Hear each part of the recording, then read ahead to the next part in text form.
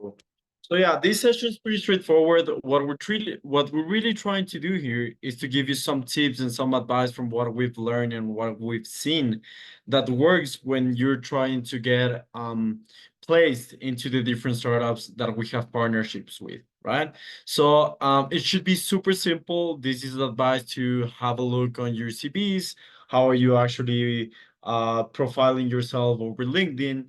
And yeah, some other kind of tips and advice that you should definitely consider when attending interviews with this type of companies, right? Um, yeah, so today Alan Arguello is also joining us. I don't know if you know Alan, but Alan was part of the Makers team, and also he was a fellow. I'm gonna put you in the spotlight. And he's also LinkedIn top boy, so he knows, I don't know, one or two things about LinkedIn, so maybe he can share with us some advice in that matter. And yeah, Alan, I don't know if you want to introduce yourself before we start. For sure. So first of all, congratulations everyone here for being part of Makers. As Emilio said, I was part of the first cohort of Makers that was, I think, 2 years ago. But yeah, I was part of the first cohort of Makers, and I was part of the team last year for I think like 10 months. Then I kept working with Andres for some time. And right now I am the co-founder of Torrenea Accelerator, which is a program for bootstrapped companies. But yeah, basically today we will try to help you guys to improve your LinkedIn profile and your CV. So hopefully this session can help you a lot. Okay, cool. Thank you so much, Alan. I'm gonna turn off the spotlight for you so you can chill until we get to you, okay? Okay, cool. So far, any questions about what we're going to cover, or do you just want me to get straight into what we're going to do right now? Okay, no questions? Okay, perfect. Sweet. So just let me know when you can see my screen. And if you have any questions in the middle of the process or in the middle of the presentation, just turn on your mic and I'll let you speak, okay? Cool. So I see something in the chat.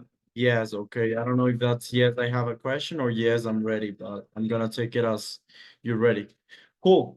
So let's start with why are we doing this again? We want to get you placed. Pretty much if you're successful, we're successful. So we want to do everything possible to ensure that you have not only a good experience with the community, but also you have a professional growth within the next months that you will be a fellow of Makers, right? So here's an agenda for today. We'll try to cover super briefly what are the issues that we have identified on placements throughout the years, how to create a winning resume or CV. Then we're going to cover the importance of a LinkedIn profile, especially with Alan. Again, how to optimize that profile. Then we're going to cover super briefly more in terms of soft skills.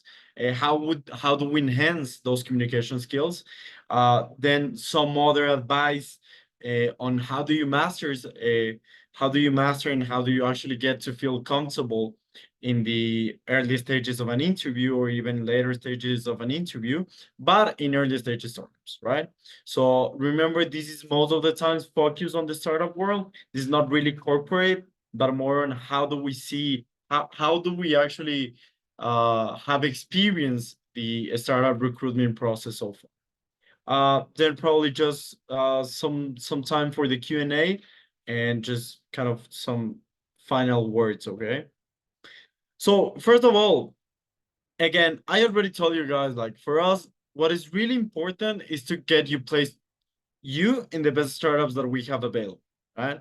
Um, but also you need to make sure that you are able to prove to the startup that is talking to you that you're the best fit or the best suited for the role. Okay. And how do you do this? Is by avoiding making some of the mistakes that we have seen. The first one is an ineffective or unprofessional CVs or resumes. This is probably the most common one that we receive every single cohort.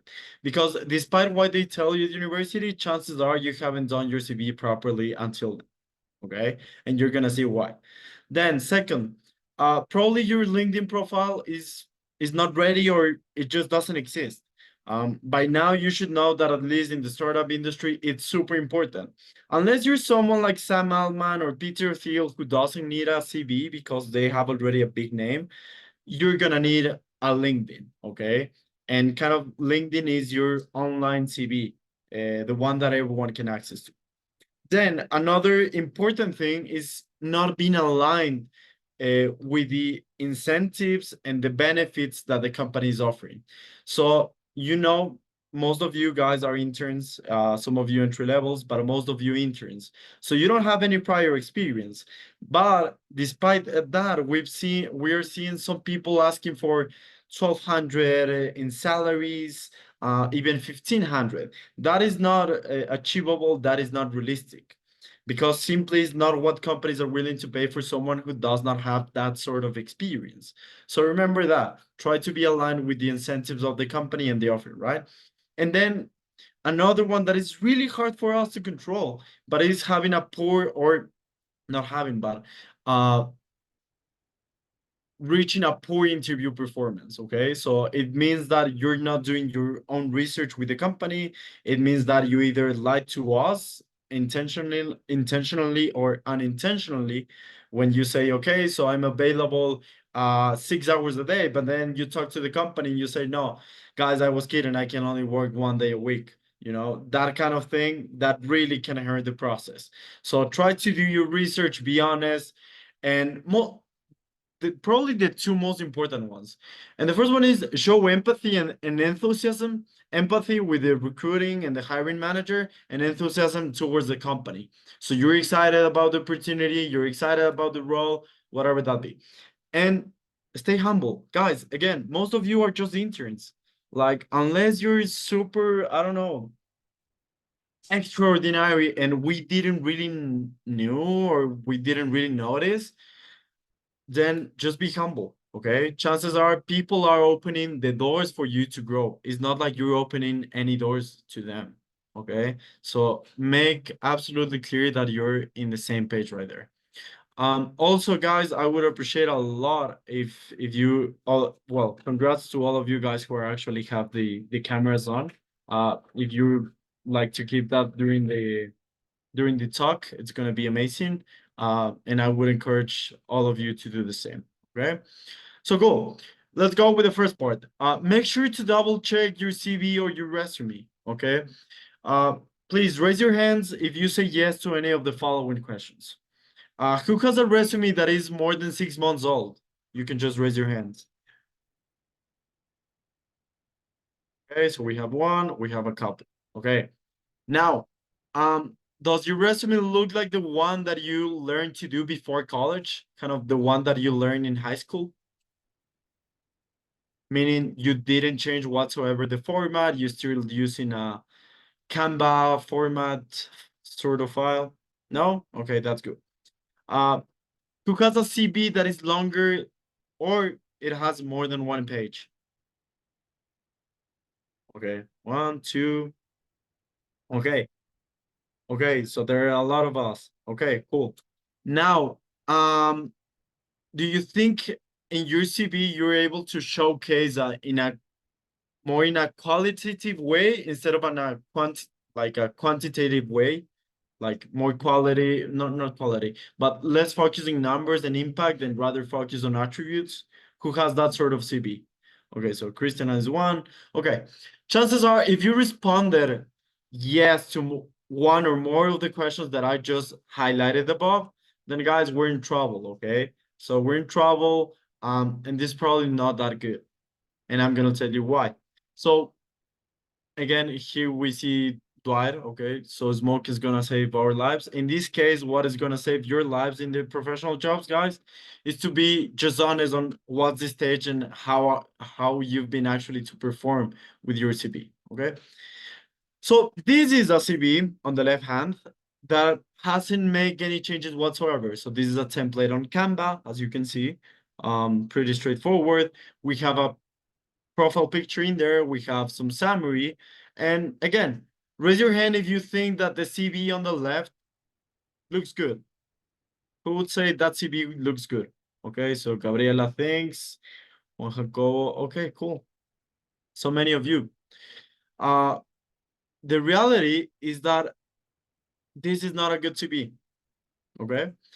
And I'm gonna tell you why.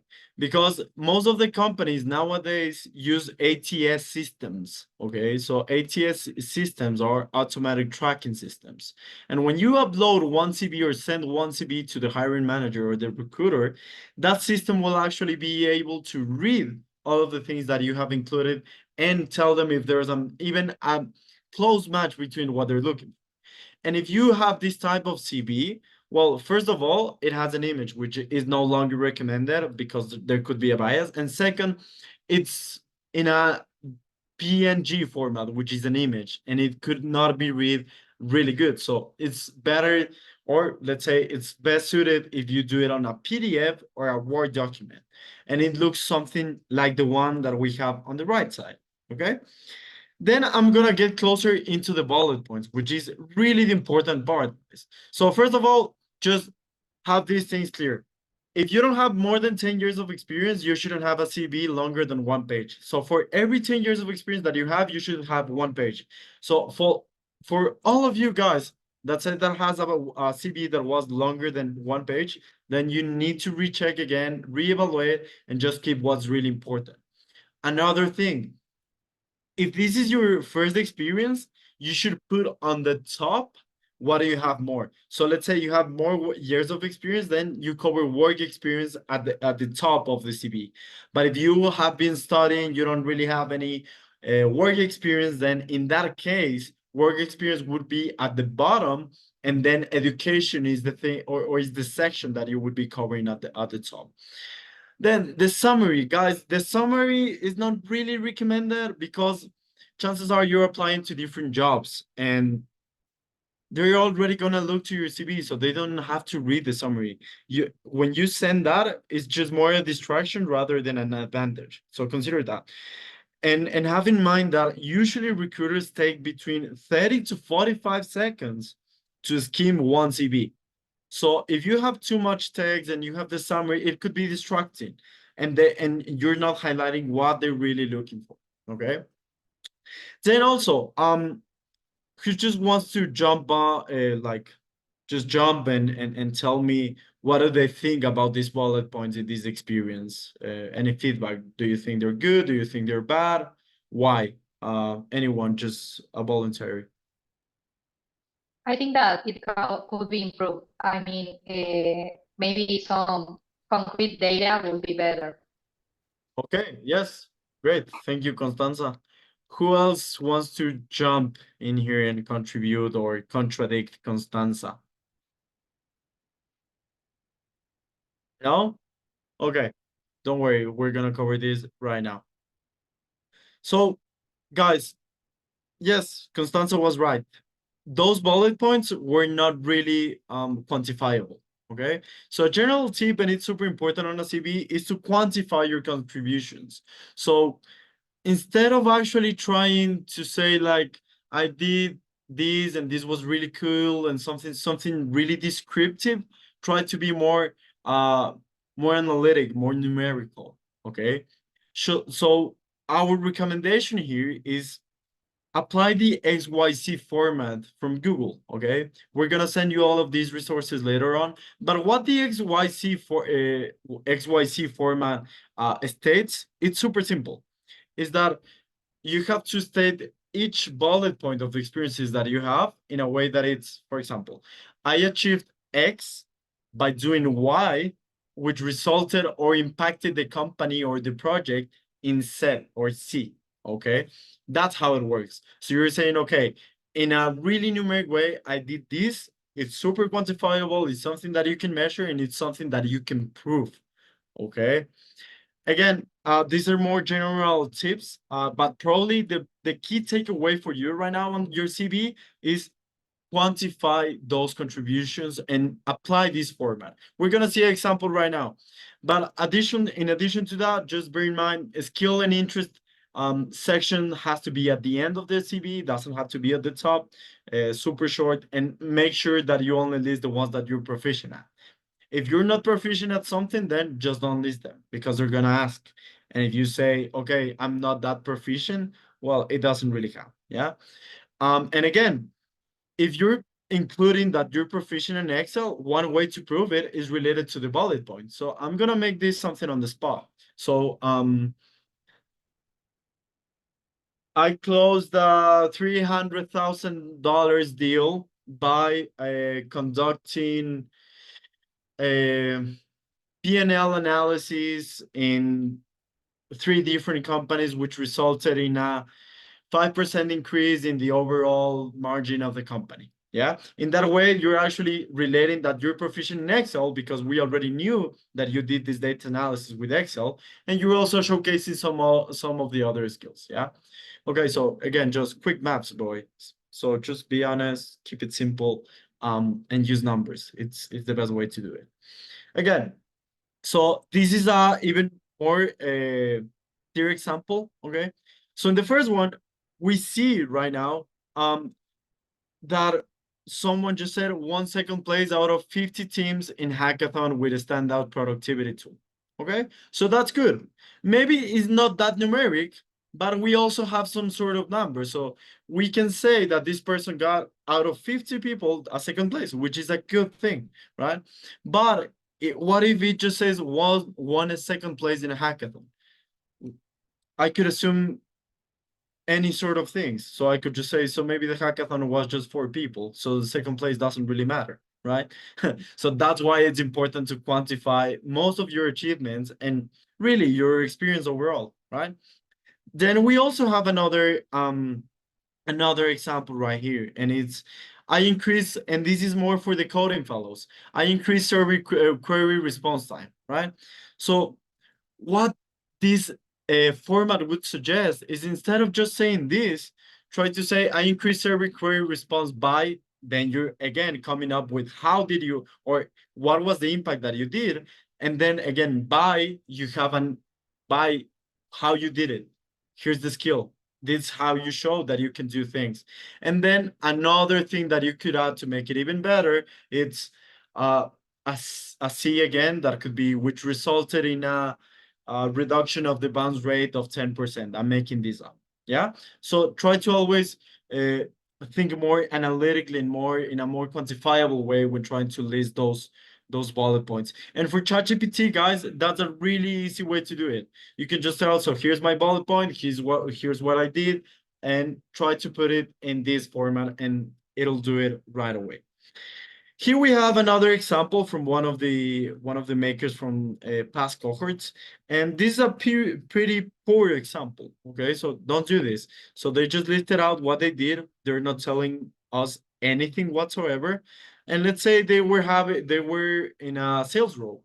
Okay, so they could say I increased outbound sales, but to 1 million, exceeding monthly goals. Okay, you got the point.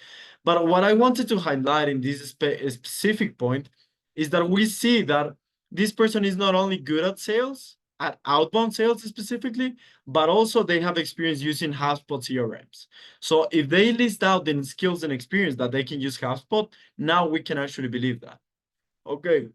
Guys, if you have questions, it's better if you just turn on your mics because it's hard for me to keep reading the chat. Okay, so there are no numbers. Okay, so when we put education firstly, again, you put education firstly if education is the thing that you have the most. So if you don't have work experience or is not that relevant so far, then put work experience at the top.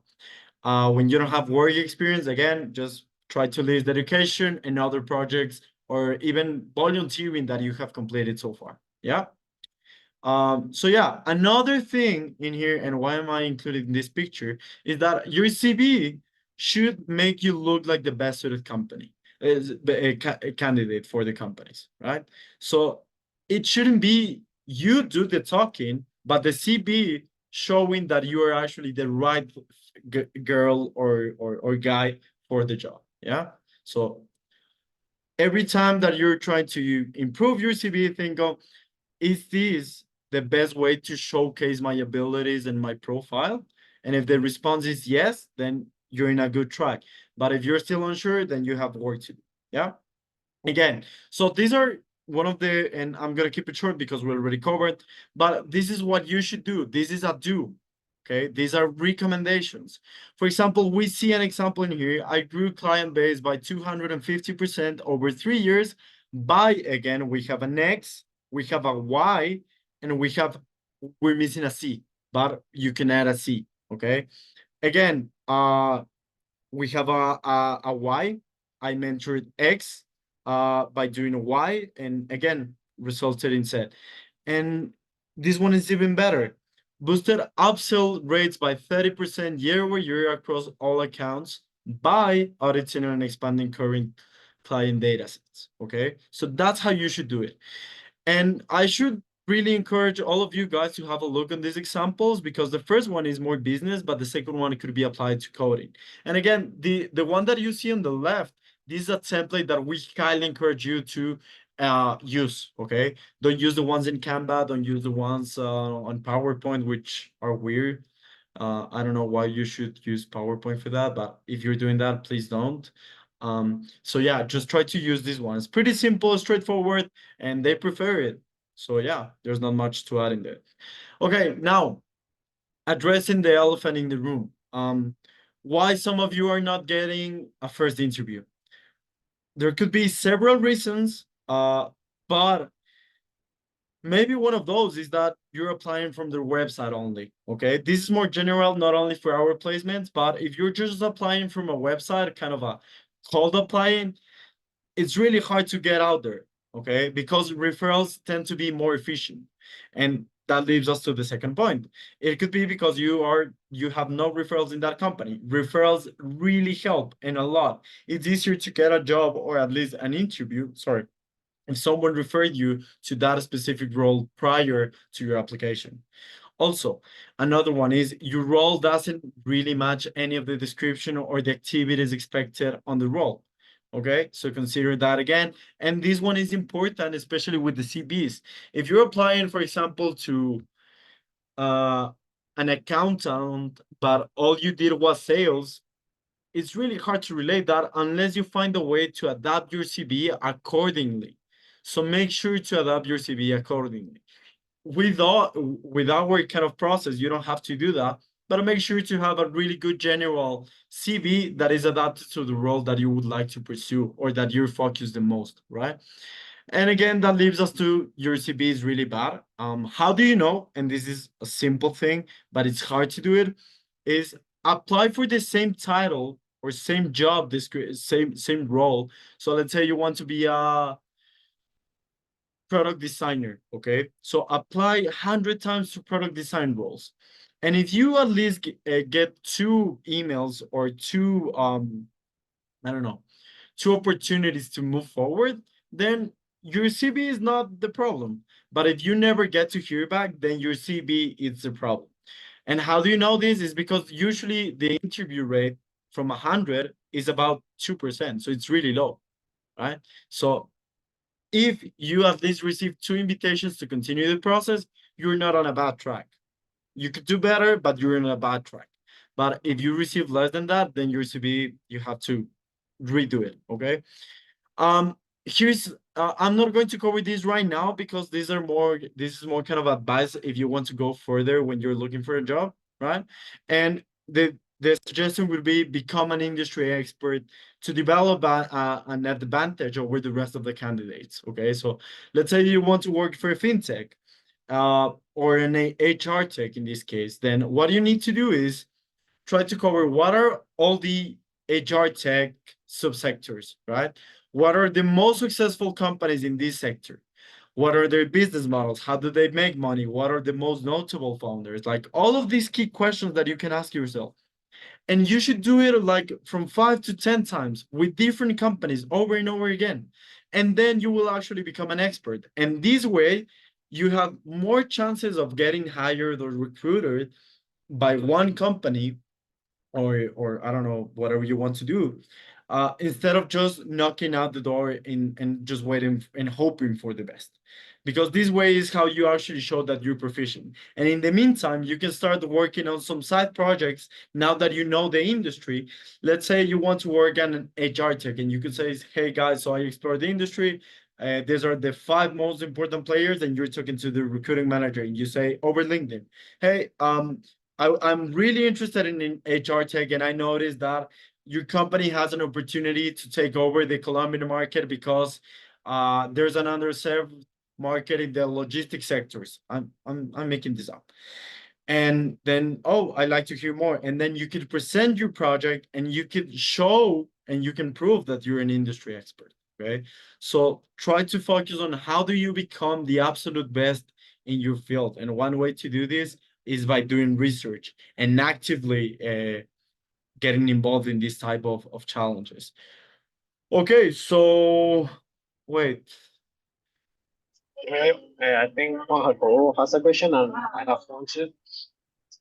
And it's about Okay. the previous slide, about referrals. If I Yep. always need a referral from someone in the same area that I'm applying to, for example, someone from sales could refer someone from coding, or Yeah. is it Yeah, it doesn't have to be the same person of the role that you're applying for, but as long as it's a referral, it works.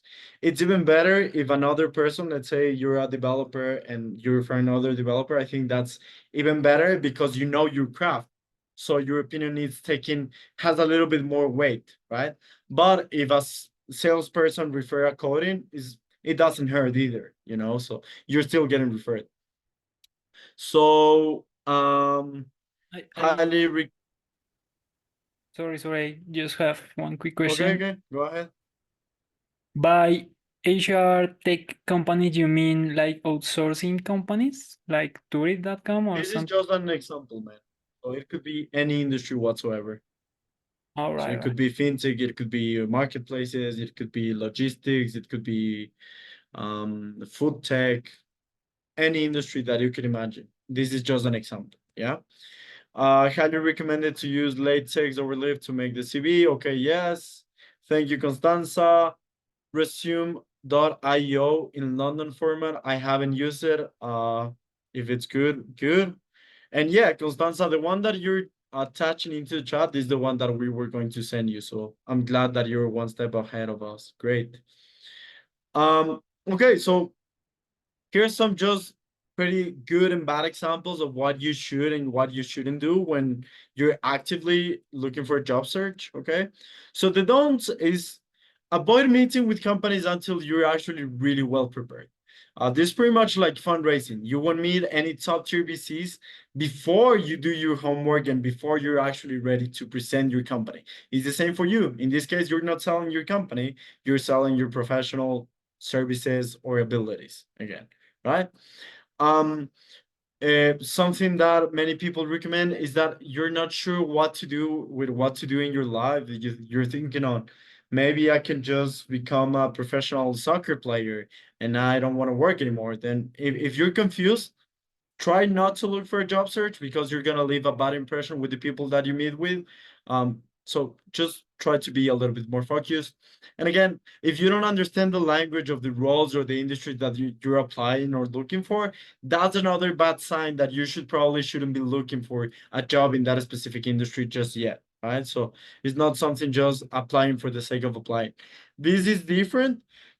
Sorry, if you're in a really hard position, like you need a job, in that case, it's totally different. But if you're just looking to transition and that sort of thing, these are some couple of common mistakes that you should definitely avoid. Okay. Cool. Now, how a good job search looks like. It has different steps. The first one is how do you get started? How do you prepare that? Again, so try to portray it or depict yourself as the best candidate. How do you minimize the bad things or the downside, and how do you showcase the good things about you? Okay, so try to build a positive mindset, fulfilled with the determination and conviction, right? Then try to think of the pitch, define what do you want to do with your career, with your life, educate yourself about the different roles. Even compensation is important in this, so try to think how much they pay for the role that you're applying for, and try to always have a pitch about yourself and improve it. That's always something, startup method, iteration until it actually works. So try to improve it. Then it goes to the process. Again, process, try to get some intros, try to get some contacts within that industry. So do a lot of network, a lot. It really helps. And then we would get into the negotiation. Again, I'm not gonna focus on this part, so I'm not going to linger into this any longer because this is more just kind of general advice. But the most important thing for us today is regarding placement. Okay. Okay. Cool. Now it's time for Alan to. I don't know if Alan's still here. Hopefully he is. To share some wisdom regarding LinkedIn. Yeah, So- just before that, I think Juan Jacobo, you have any question? I think he just left his hand. Yeah, I just left my hand. Perfect. Emilio, can you put me as co-host or Juan Diego? I don't know if Yeah. Give me one sec. Yeah. Okay. Anyways, in the meantime, so guys, what I'm going to share with you, I will try to keep this short just to get into the next topics that I think Emilio has in the presentation. You But- want to share a screen, right? Sorry. Yeah, but Okay, you can do it now. Okay. But what I'm about to share applies. I think that there are not founders in this call, not sure, but anyways, what I'm going to tell you is applies for both founders and people who are looking for a job. And I'm telling this because right now we are assessing founders. Like I am co-founding an accelerator, and we are assessing founders. And when I was at Makers, I helped I think near to 15 makers to land an internship. So what I'm going to tell you is something that applies to both, even if you're a founder. And the first thing is that I'm biased on this one, but LinkedIn helps you a lot to create your digital identity, which is something that I remember when I just got out of school. I didn't think that it mattered. However, today, after 4 to 5 years after I graduated from school, I think that it has been one of the best investments I've made, which is like just posting on a daily basis or 2 times per week the learnings that I have that I made. Why? Because I was able to, number one, land different roles. Number two, to sell over $30,000 using only LinkedIn. But for the matter of this talk, I'm going to skip this one, and I'm just going to tell you how you can improve your LinkedIn profile. Because when I am assessing a founder or when I am looking for someone that I want to hire, the number one that we take a look at is just the profile photo. And this is something so simple, but that many people don't get right, which is not that difficult to do. So the only hack that the major hack that I have for you today is just put a good LinkedIn photo profile, because once we see, like for example, we were assessing this founder who has an amazing company, and we ended up accepting him into our program. However, if you look at his photo, like it doesn't have a good resolution.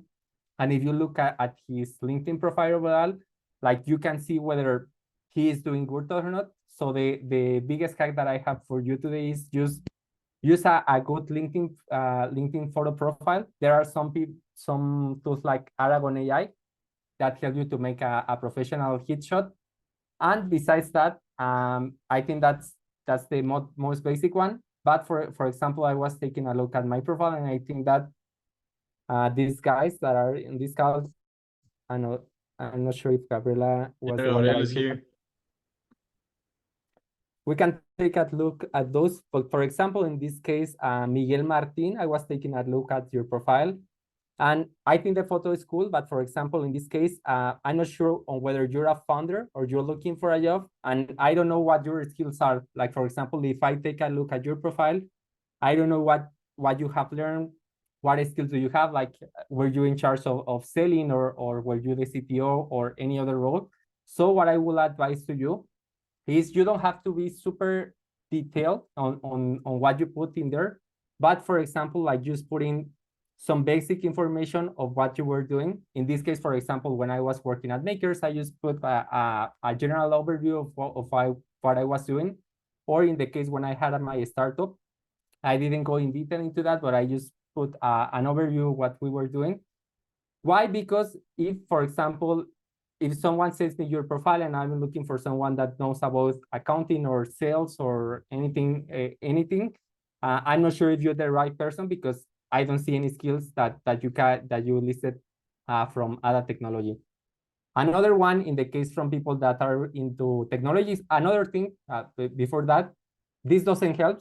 Like seriously, if you have this thing, like just delete that because this doesn't help the open to work thing. I think it discourages more people that encourage to hire you. But if you're someone that is technical, I will advise you to also put like what language or frameworks were you using in your work, because for example, we all know that most of the front-end developers use CSS, JavaScript, and HTML, but I don't know if you use React or if you did anything else. So my advice will be, in this case, so to use lists like the technologies or frameworks that you use.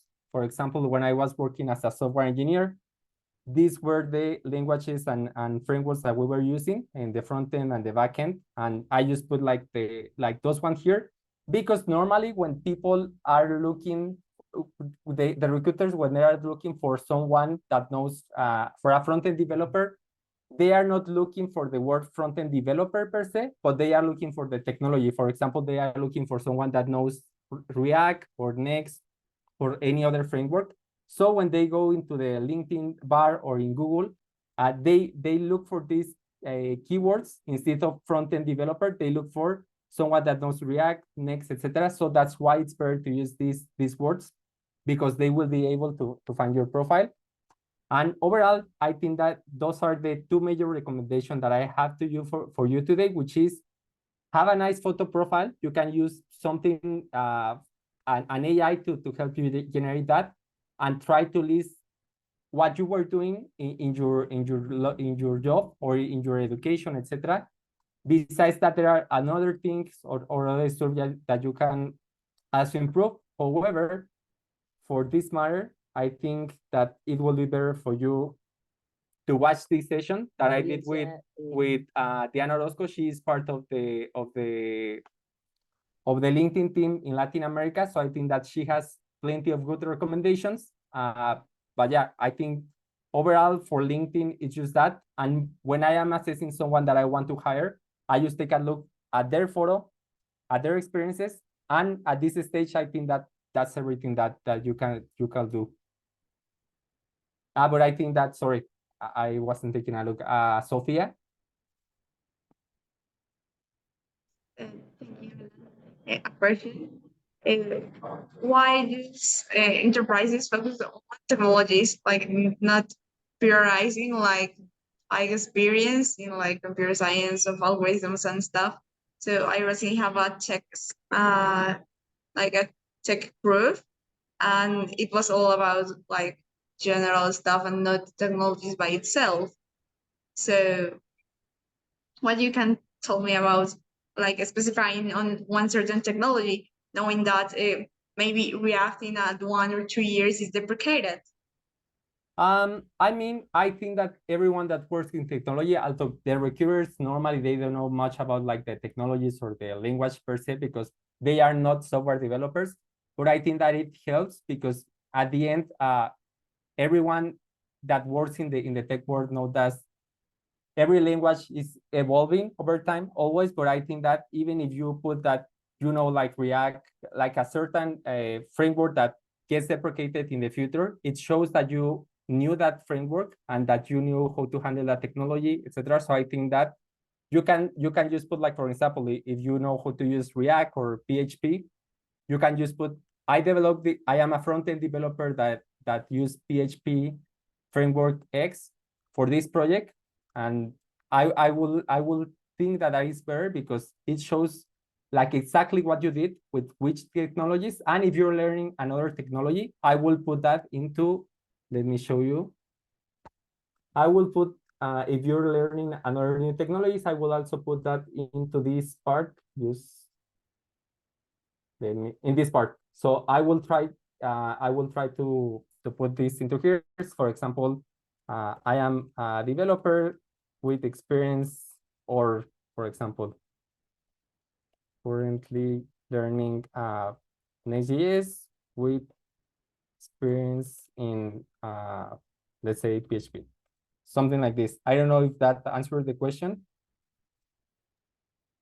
For sure, and a little separation, like learning things, like certain technology, close the doors or not close the doors over like different technologies. For example, Flutter, for example, AWS kind of things. Like there. I get it. So the question is, if you list a certain technology, if that will close the doors for getting Yes. access to other. Well, there are other similar roles, but gaining other technologies. Like I'm using React, but I want to apply a job that is using Flutter. No, at least in my case, in my personal experience, it hasn't been that case. So for example, I applied to I worked at a startup named Big, and I applied to that when I only knew Azure, when I only knew C++. And basically, I had done something similar, because at the end, if you know computer science or the fundamentals of computer science, it's just a matter of learning the framework or the language, etc. But normally, it's not the case that it will be an stopper for the company. Like, for example, if you say, like, I only have experience with Ruby on Rails, but this company requires me to know Django or any other framework in the backend. Normally, it's not an stopper, because once you have the fundamentals of software engineering, it's super easy to transfer that knowledge to another language or framework. So in my experience, it's not an stopper, unless you are only dealing with corporations, because normally they hire headhunters, which is basically they are outsourcing the process of hiring someone, of hiring these people. And normally the recruiters, as they only have an HR background, they don't know the difference or the similarities between programming in X language and another language. So in that case, it might be a problem. But in the startup world, I don't think that's a problem at all. Thank you, Alan. Perfect. Miguel? Hi, Alan Arguello. Nice to meet you. First of all, thanks for the feedback about my LinkedIn. I have a question for you. Is it important who you accept in your network? Is it relevant, or what are you thinking about that? No, I don't think so. Some people try to not accept all the people or the requests they get, just because they don't want to see a spam in their feed, like when they open LinkedIn and all of that. But to be quite honest, I don't think it matters at all. Okay, thanks. Juan Jacobo? Hi, thank you for your feedback. I have a quick question. When you said that we should write all of the skills and technologies that we use on our projects. In my case, I've been working in the same company for like 3 years, and during that time, I've been in quite a lot of projects. So I don't know if I should put all of the technologies I had worked, or just like the main ones. I will put the main ones. Yeah, basically, I understand that you have been in different projects, etc. So I will just put the main ones. In case, like, for example, here's what I did. It kind of worked, because sometimes I still get recruiters reaching out to me. But for example, in the case when I was working at Big, so the main ones were this, which is basically React, React Native, Next, and I was using Ruby on Rails. The other ones, obviously, I was using the other technologies or tools, but it's not like those were the main ones. So I just mentioned them here, which is, in addition, we use a variety of other tools, such as Avo, Segment, Google Cloud, etc., Docker, Kubernetes, etc. I just wrote them because, again, this is like Google, like this is a search bar. So if someone's search for Segment or Google Cloud or Docker, etc., my profile might appear to them in the search result because I have these keywords. So that's the reason of why I put them. However, as you can see, I didn't put like a big description of them, like why I was using them or things like that. So I will say, I will list like the main languages or frameworks that you're using, and maybe just mention the rest of the stuff. All right. Thank you very much. You're welcome. Gustavo? Hello, Alan. Thanks for the opportunity to ask you. I have a question. I have experience in stock markets and all about cryptocurrency, B2C sales in network marketing companies, but I'm interested now to work as data engineer in a company. And what do you recommend to me about my profile and my CV? Because I'm focused in my technical skills, but I don't put in the CV and LinkedIn all the experience that I have in these areas. Do you want to work as something like as a data analyst or engineer, or do you want to work as a quant? I don't know if you know what a quant is. Yes. You I want know. to work, but do you want to work as a data engineer or as a quant? Well, I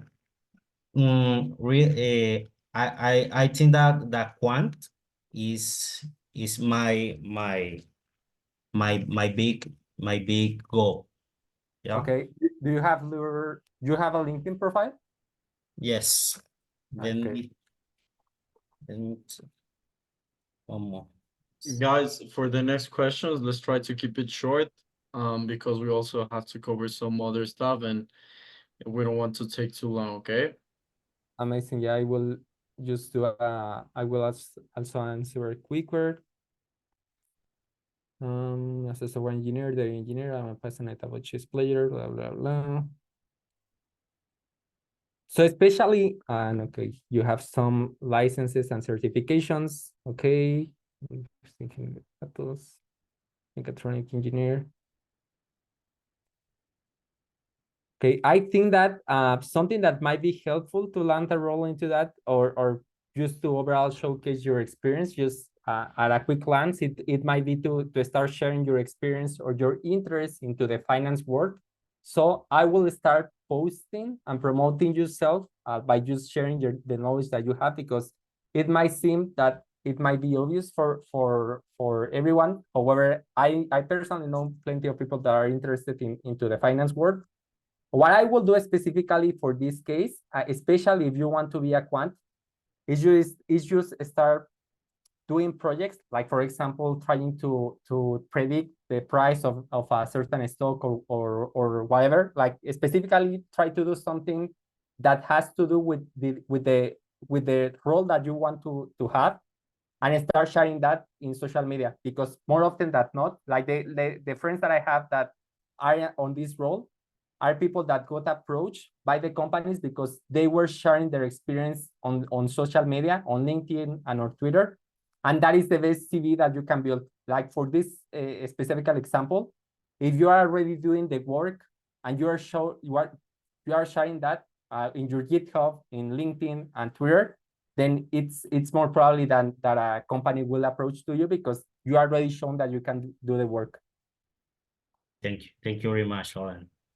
Andy?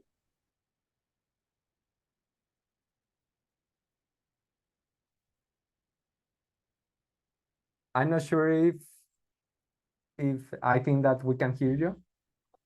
You hear me? Yeah. Okay, my question is related with the topic that we talked before, the content that we can share our experience. How we can ensure that this content is relevant or we are in the good way? Like it's just a matter of trying, of experimentation, because there's, as far as I know, there's no magic ball, so you can predict whether like the content will be relevant or not for your audience. But I just think it's a matter of sticking to it. Like for example, if you can see, just once again, let me briefly share here. I'm not sure if I will be able to go back to more than 1 year ago, but so I think it's just about sticking to it. Like, for example, if you can see here, some of these publications or some of these posts have reached like over 60,000 people, 20,000 people, etc. But most of them don't reach that much people. Do I know whether all my posts will reach that much people? No, but I know that if I stay consistent, one of them will reach certain people. So I just start posting, and just stick to it for at least 6 to 12 months, and you will probably start getting a feeling or on what content you get interest on. Perfect. Emilio, I think that was it. Okay, sweet. So I have one question in the chat, probably you can complement. I already responded, which is, do you think that projects and recommendation sections are useful in a LinkedIn profile? I So do what's your think that, take? yeah. For me, at least, when I see someone that has a recommendation from someone that also seems to be trusty, like not just a friend or someone from their college, I do take that into account. Even when assisting founders, I also for accepting them into the program, I take that into account because I think it's something nice to have. But I will not say that makes a whole difference. Like it won't make like a day and night difference. It's a nice to have, but not a must to have. Great. Cool. So I think we already covered with you, Alan, the essentials on LinkedIn. So yeah, I just have a couple more of slides here, but thank you so much for joining, Alan. It's always great to have you. So yeah, friend of the house. Thank you. Great. So again, going back, some common errors on your CV and your LinkedIn.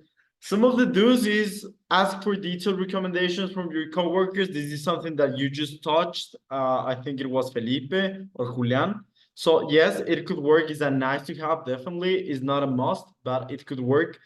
On the second spot, we have create relevant content. We already covered this. So try to position yourself as someone reliable in this specific matter that you want to break into, right? And then networking. So always think in the value of compounding. You might be familiar with compound interest, and this applies in real life as well. If you have read Naval's book, or well, the compilation of Naval's thinking, he talks a lot about the value of compounding. And even I think it was Einstein, the one who said that the most powerful law is the law of compounding. And the same goes for the relationships that you build. So try to nurture them, try to network your way out, and try to help each other, right? Then some of the don'ts, again, don't use an old non-professional photo on your LinkedIn. The CV, okay, it depends. It doesn't really hurt, but if you're not still sure of the role you're looking for, I think it could hurt. But if not, maybe you can think considering putting that in your LinkedIn profile. Focus on just attracting recruiters and thinking that LinkedIn is just a CV. That could be a mistake. Okay, so don't try to just list out all of the things that you did, but try to share your learnings in a kind of a friendly way and in a way that it's honest as well. So don't try to pump yourself way too much. Okay. Again, something that a lot of people do, and it's something that you shouldn't, is ignoring the keywords on the roles you're looking for. So in your LinkedIn, you can have some keywords during your experience section and even in your description and the headline. If you don't include those keywords that are important to the role that you're applying for, you might be hurting yourself. Okay, so try to consider what are those keywords or what are those key activities that I need to accomplish if I want to job as an X or Y role, right? And try to adapt to those. I see 2 things at the chat. Okay, so just thanks to Alan. Great. Okay, so when it comes to the interview time, communication skills are super important. So it's all about soft skills in here. Of course, you need to know the basics. You need to know your industry. You need to know the languages that you use for programming. But the most important thing is how you communicate those. I talked to some of you guys, some of you may have remembered me, and one of the things that I always told you, and I gave this tip for all of you, is just try to be concise. Make sure that you're only responding what I'm asking to. Yeah? And the same goes in your interview with the startup that we will connect with. So don't try to linger onto really in a daily, like a granular way in a lot of details. Try to just respond the best way possible, right? Just be direct and provide relevant examples. My suggestion to you, and I told some of you during the interview process about the STAR framework. The STAR framework stands for S of situation, T of tasks, A from actions, and R from results. So every time that someone tells you, describe to me a time that you did X or Y, that's a really common question that recruiters are going to ask you. And they're not expecting you to tell us or to tell me the story of your life. We're just expecting you to frame it in a proper way. Okay, so don't try to bullshit your way around. Just try to be honest and say, so the situation was this. This was the actions that I had. This was the result that I made it possible. Okay, so that's the best way to structure your responses to any of the questions. Always think a star. Even you can grab a post-it and paste it next to your laptop or to your screen, so you can always remember that. Second thing, be confident. Make sure that you're ready, do your research, and be confident about the skills and the experience that you can provide. Okay, that's always good. Then do your research of the company. We already covered this. Another one that is important is asking questions. Some of you, wait, not really some, many of you don't ask any questions whatsoever. So this could either tell us that you're not really sure about what we do, okay, or you're way overconfident. It's one of those. So try to always make questions and try to do your research and make honest questions. So if you're interested about the compensation, ask about the compensations. If for you it's interesting who are you going to work with, ask about who are your co-workers going to be, okay? But it's important that you do that. Again, we already covered this, but showing enthusiasm, especially if you're interns or you're entry-level jobs. Most of the people that are going to hire you are just betting in your talent and your personality. So try to be a good person, try to show some good attitude and show enthusiasm. That's one way to actually, that's one way you get to people to say, okay, I want to bet for this guy. I want to root for this guy because he or she seems genuine and they seem like a good fit, right? So make sure that you show that enthusiasm. And then try avoid being needy or overconfident again. So you don't want to look desperate, like, yes, I'm willing to take anything that just appears on my plate, but avoid being like, yeah, I might consider it, like if you have a ton of options. If you don't, then don't do that, okay? It looks really bad on you. They will not look forward to working with you if you're arrogant. So avoid trying to be arrogant. Just be humble and don't be overconfident. Yeah. Yeah, I think that's it.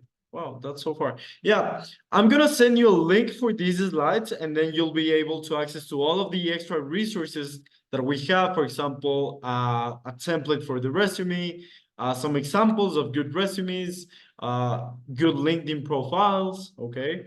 A video on how you should set up your LinkedIn profile as well. I'm gonna paste what Alan sent to us in the chat because we didn't have that one. And yeah, now it's time for questions. So yeah. No questions? All good?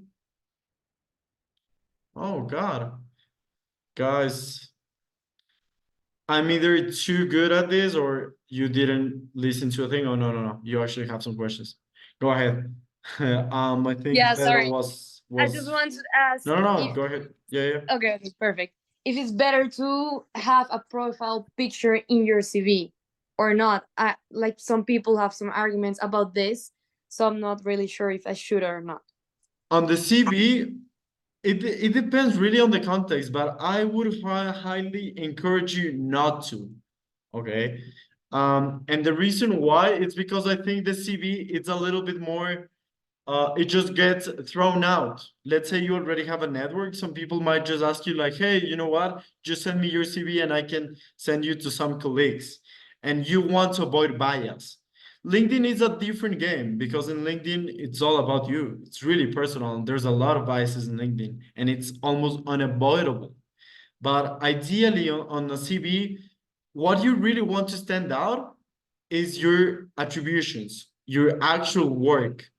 So not really the image that you're trying to depict, right? So I would say on the CV, keep it out, especially if you go to kind of let's say developed economies. If you go to the US or to the UK, well, I was in the UK, and they actually told me several times if you want to go, for example, to management consulting, investment banking, all of those industries, they always tell you not to include a picture.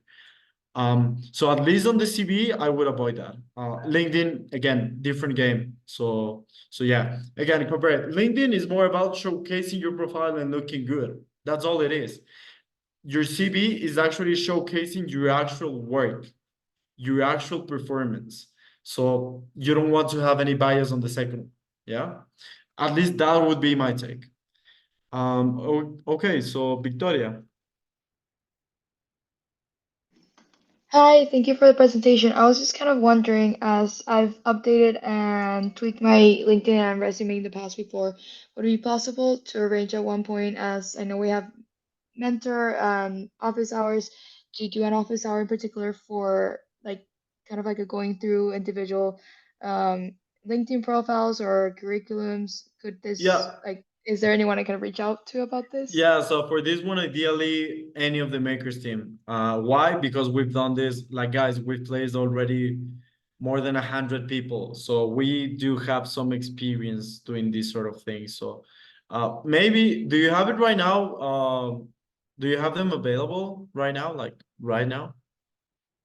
Your CV or your Yeah, I have LinkedIn? them on my computer. Yeah, I Okay. do. Do you want to get roasted? Sure. Okay, cool. Let's do it.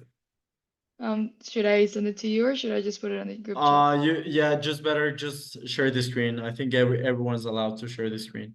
And if someone else wants to do that, we're probably just gonna do two of them. Well, three, okay? So the Victoria and two more people. So if someone else wants to get roasted, get ready. If you don't want me to record this part of the session, you can tell me, Victoria, so I can stop recording. For me it's fine. I'm Okay, cool. currently just looking for my CV at the moment. Okay, Give because me a we're second, gonna sorry. bully you and post it on TikTok, just so you know, yeah? No, we're Good just to kidding, know. guys. We're not gonna do that. Or maybe yes, we don't know, but yeah. Yeah, okay. And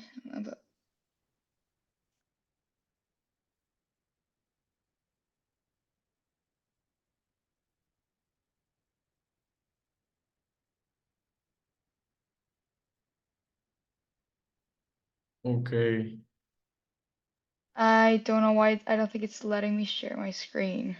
that's a weird one. Maybe you Yeah. can try a.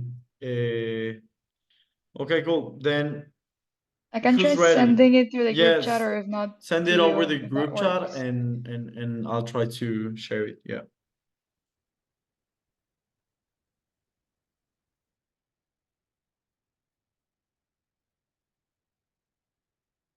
Please don't send it over WhatsApp. Just send it over here. It's gonna be easier.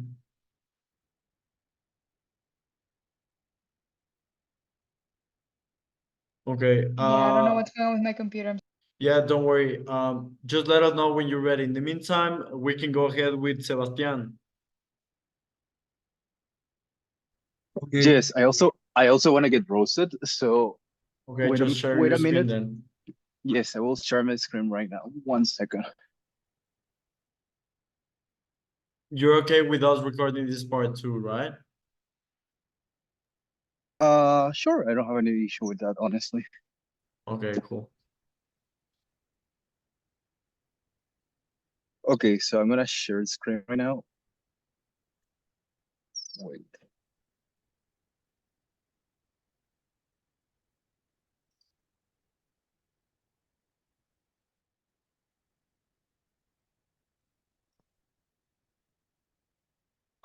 Again, please lower your hands, all of you guys, if you're not looking to get roasted. If you're not looking to get roasted, lower your hand, okay?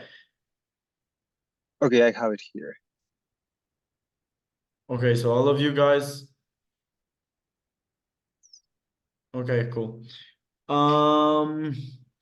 This is a really good start, and you actually have that, man. I think right now you're just bragging because this is really good. This is a solid CV. Wait, hold on. Okay, so you are a coding fellow, I guess, right? Yes, yes. I think you could still try to improve it and quantify what you did, right? For example, spread again. This is an advice. So I used to do the. Okay. Okay, cool. Yeah, so I used to do this mistake myself, and I try to avoid it now. So there's some action words that you can use and you can look on Google. For example, one of those is spearheaded. But let's be honest, what the hell does that even mean? Okay, so let's just try to keep it simple. Yeah, my only advice would be the action verb should be super simple. It's not bad at all, but it should be simple. Then try to quantify it. For example, you're saying that you did automations in the RPA tools. Okay, cool.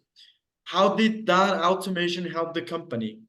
Whatsoever. Okay, you already tell me what you did, how you did it, but tell me why is it relevant? Because if you're just doing that, something like, for example, that's also.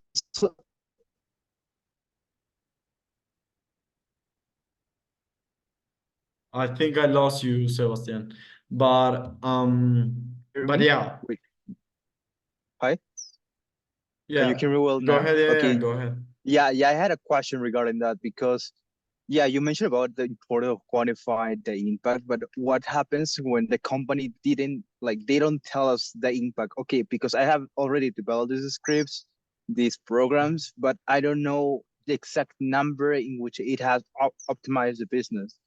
I mean, one way to solve this is to try to go back to your former manager and say like, and probably you should do it in every job, like, why am I doing this? Okay. Oh, yeah. And they're gonna tell you. And ideally, you should ask for a number and they should have a number. But if they don't, at least now you know why it was important. So if you can quantify it, at least try to say why it was important. So you're automating why, because it was taking hours of manual work, because there were some vulnerabilities in the other systems, because you were migrating data. It could be because of a number of different reasons, but try to figure it out why. Okay.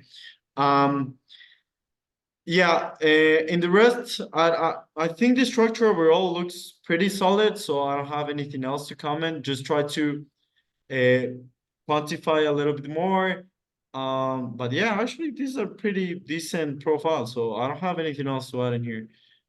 I have a final question. So in my case, I have like 5 experiences, but one is not entirely related to coding. So I was wondering, is it actually that important to include all my experiences or only the ones that are relevant to the job I'm applying? Only the ones that are relevant to the job that you're applying.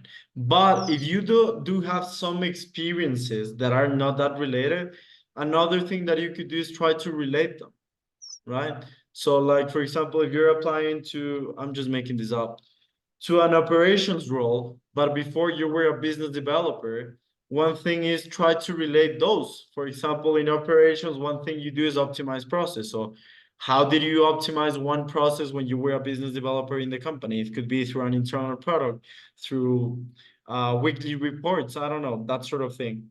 You can try your Okay. way in there, okay? I have a lot of hands raised, so I'm just gonna skip to the next one. Thank you, Sebas, but overall, congrats. You're in a really good start here, yeah? Thank you. Sweet, so Juan Jaco, wait, before we go there, Victoria, are you ready now? Yes, I sent it in the Yeah, group chat. cool. I think you Cool. should have access to it by now. Yeah, Yeah, hopefully. so let's go with, and sorry, Juan Jaco, but you know, she was first, so kind of just trying to make meritocracy work for once. So just let me open this up. Okay, yeah.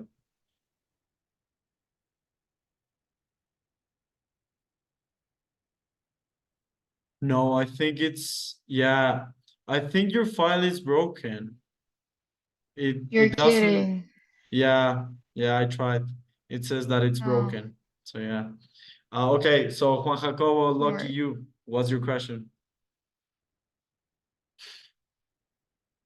All right, I wanna get roasted. Okay, you want to get roasted. Let me. But wait, again, if you want to get roasted, I think Constanza was before you. So Yeah. again, I'm gonna try to be fair with everyone. So All right. Constanza, if you're ready, just share your screen. Okay, I will share. Can you see now? It's my LinkedIn, right? Yeah, I can see it. Now you can see. Yeah, Wait. it's like, I think you're just sharing a portion of the screen, so it's super. Oh, wait. No, yeah, just share your full screen. It's easier. Now you can see it. Yeah. Okay, so it's very similar to Sebastian, I think. My problem is I don't know how to quantify some things I did. Yeah. So one thing, probably the format is not really important, but you can try having, again, the name, your name at the top. And another thing that we would recommend, or at least that I would recommend, is that next to your full name, you can include the job title that you're applying for. So for example, Constanza Okay. Guimaraes, product designer. I'm just making this up again. Yeah. Okay. So Sebastian Alexander is recommending a lot of these tools. So guys, go check it out because it seems super good. I haven't tried, but it could be useful. So yeah, and then on the second line, try to include all of those contact details. Do not include the logos. You can just probably include the link, you know, and try to avoid the blue thing. So you can just change the colors. Yeah. Now, education good. Okay, so you're having trouble or you're struggling with quantifying those, right? Yes. So for this one is really hard for me because I didn't do that job and for anyone really, but try to think on what you did that could be quantifiable. So for example, you're saying that you developed an initial MVP, the completed layout. So one thing could be, I'm just making this up on the spot, so don't take it literal. But, and what was the product about or the MVP about? It was like the landing page in order to get funding for the project. Yeah, but what was the project about? It's about tokenizing square meters of forest. Okay, yeah. So what you should do or what I would do is that, for example, you can start with the action verb. So develop this thing. And how many, did you actually launch the product? Yeah, it's launched now. Okay, how many users do you have? We have like 200, I think. And okay, so I'm just making this up. So let's say the MVP was to get a fundraising going, right? So you could say I developed the MVP, which by performing, I don't know, a stakeholder mapping or product validation frameworks or ICE method validation, to validate the product in next market, and at the end resulting in, and let's say you were successful in the fundraising of $1,000. I'm just making this up, which resulted in a successful fundraise of $1,000. So it doesn't mean only that you have to quantify it in a way that is related to money or to revenue, but I think it's best if you can prove it if it's related to revenue, because that's how company measure success. But if not, just try to use numbers. So try to mention how many people you work with, how many potential customers you talk to or potential users you talk to develop this framework. What type of framework did you use? Did you use several frameworks? Then say, oh, I applied 3 different frameworks, and list those out, and resulted in this impact. And this MVP has, I don't know, I'm making this up, reduced our churn by 8%. That kind of thing. I think there's a way you can actually quantify those. Okay. The installation and control of metrics, Google Analytics, it doesn't tell me much because anyone can do that. What you should tell me, it's something more like,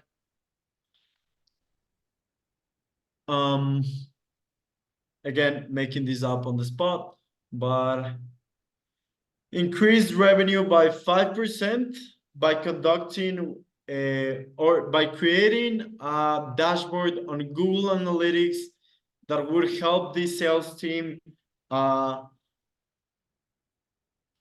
the close rate, by helping the sales team to identify issues with the close rate. I'm just making this up, it doesn't make any sense. Okay. But you see where I'm going. Perfect. No, I understand. So yeah, that's pretty much how I would frame it. Yeah. Can you scroll down for a bit just to look Yes. the overall structure? Okay. Wait. Some people do that, the tech stack, just listing out. Again, that could work, but ideally you should prove it with the bullet points. Okay. Okay. So try to relate those together. And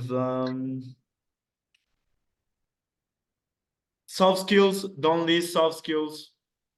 Prove them. Okay. Soft skills, you have to prove them. You're saying leadership, tell me leadership in one of those bullet points. Oh, you led a team of 4 people. Okay, then list it out in one of those. So in one of those projects, you led a team of 3 or 4 people.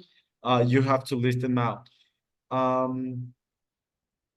Others, I wouldn't include others, just put them in technical skills all in one.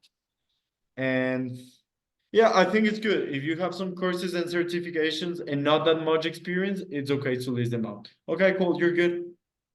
Okay, thank you. Overall, solid start, just improving on the quantification. Victoria, I don't know if you're still with us, but if you are, let me know so we can check your CV. I think she's no longer with us. Okay, now Jacobo, sorry, it's your turn now. All right. Let me share my screen. And this is gonna be the last one, guys, because I have to leave. But if you want to get roasted, you can just shoot me an email with your CV and ask me to give you some feedback, and we'll do our best. Okay, I'm typing down my email. My computer's having issues and won't let me share your screen. Okay, Victoria, don't worry. Maybe upload it onto a Drive folder and share us the link. Okay, so starters, you're using Canva. Don't. Let me. It's not a template. It's just I just was trying to match my portfolio, but that is here. So I was like trying to match the aesthetics of my portfolio. Oh, okay, cool. Well, in that case, it's so it's cool. like similar. All right. Okay, cool. In that case, it's and cool. the idea behind is just sorry. It's just like to I don't know. My mindset was like somehow show them up front end and I'm good at making layout. So like I just try to like look Yeah, in green this case, and this is not just really like a web yeah. page. Wait, man, this is not really like a All CV. right. Yeah, you're pretty much just All right. describing what you did. This is kind of like a cover page. right? So it's different than a CV or a resume, because in a CV or a resume, what you actually want to do is highlight the skills and the task that you have performed towards a specific role. Right now, it just feels like a description. So overall, my recommendation would be just do a CV already, right? If you want to use this as a cover to Okay. relate it to the webpage, it's okay, but you definitely need a CV, right? Like the one that we just saw from Constanza, which she also is a technical profile, but I think it's a little bit more closer to what ideally recruiters are looking for. Because this one, again, this is just a general description. Okay, you can Alright, just alright. scroll down. And again, remember that, and sorry, I'm being super repetitive. Remember that recruiters have like 0 to 5 seconds to skim to your CV. So if I just look in this, I would already have, I would have discarded you already. Not because you're bad or something, but because if I'm looking at 100 applicants, yeah? And all I see in your case is just descriptions. I'm not gonna go back to you and say, hey, please, Juan Jacobo, could you please actually tell me what you did? Because I have already 100 people waiting for me that I don't have to ask them. Yeah. So try to be Alright, proactive alright. and avoid that. Yeah. So yeah. Okay. You have any questions? Alright, alright. No? Cool. Cool. Alright. Let's Thank you, go. thank you, thank you. No, don't worry. Yeah, I got you. Victoria.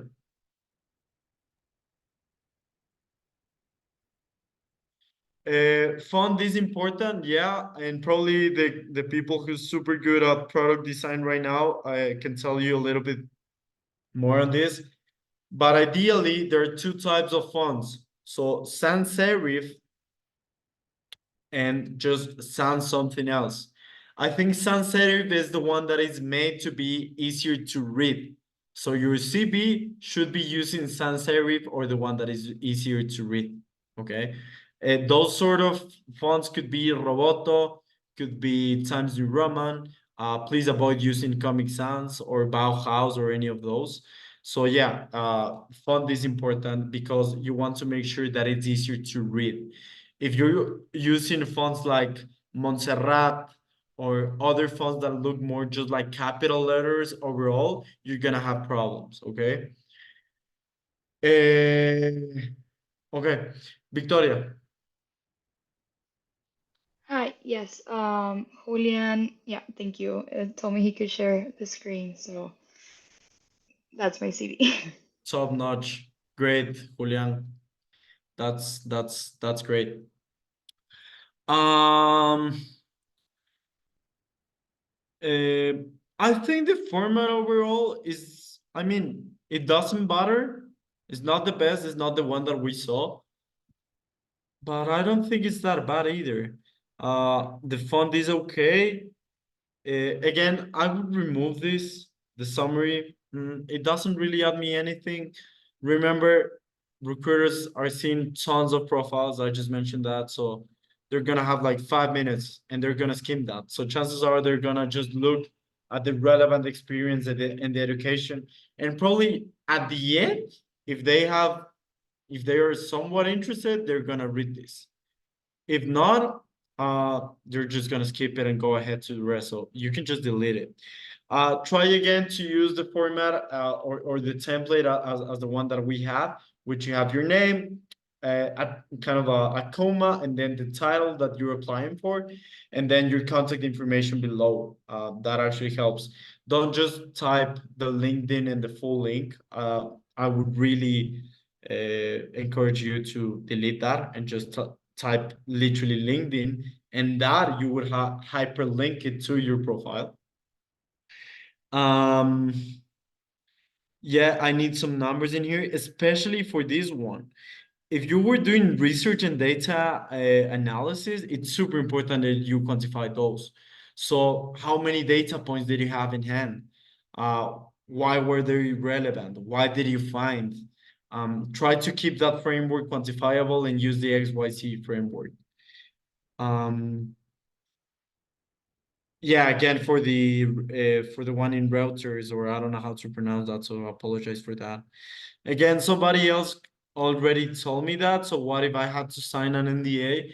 Unless the NDA explicitly mentioned that you should not talk about any of the things that you did, then it's gonna be tougher. But there's always a workaround. Like you don't have to say, I talked to Julian Assange, you know, you can just say, talk to several reporters or to 3 or 4 different companies, and I analyzed X number of data points to conduct an important research on X matter. So try to be as broad in the specifics of the company if you signed an NDA, but try to be specific with the number of dates and the number of actions that you took.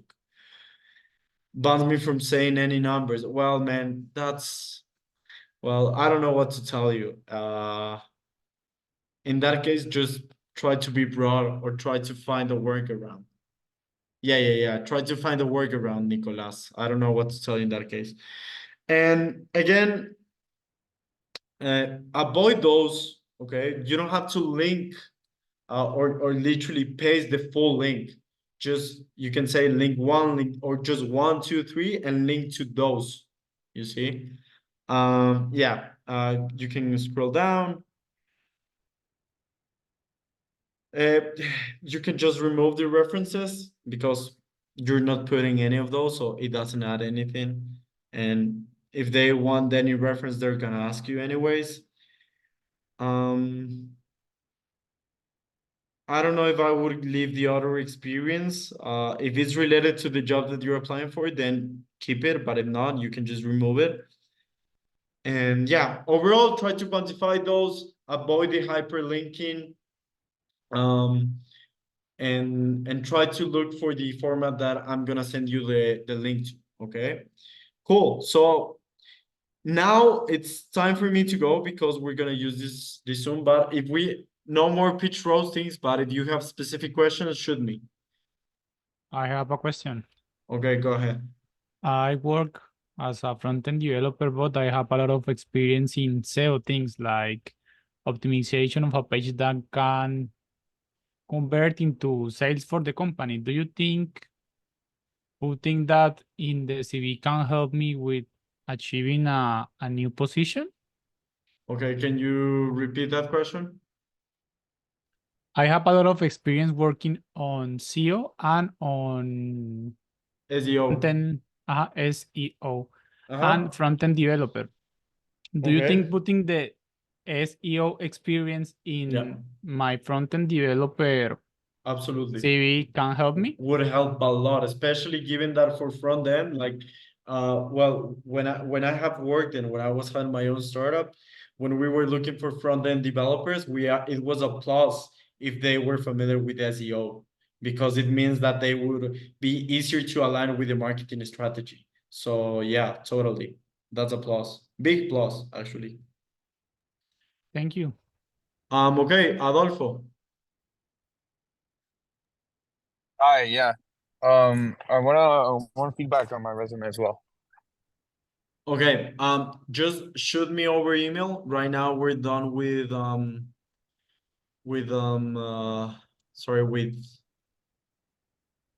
I'm typing down my email. I can do two things at the same time, so sorry. Just shoot me an email with your CV and I'll have a look over, okay? All right. So I don't know that, like, the meeting's over, right? So I'm not screen sharing. Yeah, no. Unfortunately not. Yeah. Yeah, So it's all right. Thank you guys. I'm gonna have to close this. It's been really a pleasure to meet all of you.